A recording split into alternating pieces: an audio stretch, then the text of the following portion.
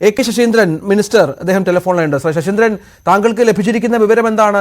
ദൗത്യം തുടരുമെന്നാണ്, അത് ഏത് രീതിയിലാണ് എന്ന കാര്യത്തിൽ ഒരു വ്യക്തത വന്നിട്ടുണ്ടോ മിനിസ്റ്റർ? ഈ വിഷയത്തിൽ ഞങ്ങൾക്ക് അതിയായ ഉത്കണ്ഠവും പ്രയാസവുമാണുള്ളത്.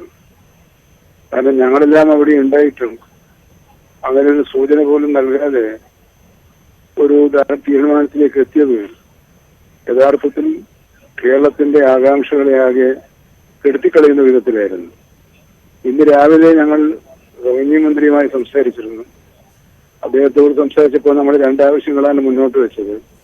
ഒന്ന്, ഈ ഇതിനു വേണ്ടിയുള്ള റെസ്ക്യൂ പ്രവർത്തനങ്ങൾ കുറെ കൂടി ശക്തിപ്പെടുത്തുക.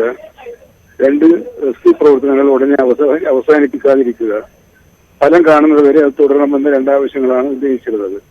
ബഹുമാനപ്പെട്ട കേരള മുഖ്യമന്ത്രി ഇത് കാണിച്ച് ഇന്നലെ ബഹുമാനപ്പെട്ട കർണാടക മുഖ്യമന്ത്രിക്ക് കത്തയക്കുകയും ചെയ്തിരുന്നു. പക്ഷെ അതൊന്നും പരിഗണിച്ചതായി കാണുന്നില്ല എന്നത് വളരെ പരിതാപകരമായ ഒരു സ്ഥിതിയാണ്. അങ്ങനെ വേണ്ടിയില്ലായിരുന്നു.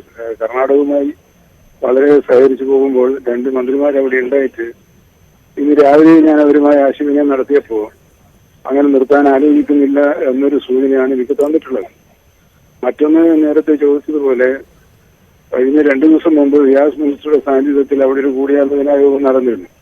ആ യോഗത്തിൽ ചില ധാരണകളിലെത്തിയിരുന്നു. ആ ധാരണകൾ പ്രകാരമുള്ള നടപടികളും അവിടെ ആരംഭിച്ചു കഴിഞ്ഞിട്ടില്ലായിരുന്നു. അപ്പോൾ അതൊക്കെ വെച്ച് കുറച്ചും കൂടി ഫലപ്രദമായ ഒരു പരിശോധന നടപടികൾ സ്വീകരിക്കേണ്ടതായിരുന്നു എന്ന ഒരു പ്രയാസം ഞങ്ങൾക്കുണ്ട്. ഇന്ന് വൈകുന്നേരം വീണ്ടും ബഹുമാനപ്പെട്ട മുഖ്യമന്ത്രി ഇങ്ങനെയൊരു സൂചന കിട്ടിയതിനു ശേഷം അടിയന്തര സന്ദേശം അയക്കുകയുണ്ടായി.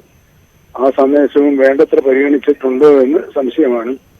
അതിൽ ഞങ്ങൾക്കെല്ലാം കടുത്ത മനപ്രയാസമുണ്ട് എന്ന് മാത്രമാണ് ഞാനിപ്പോൾ പറയാം.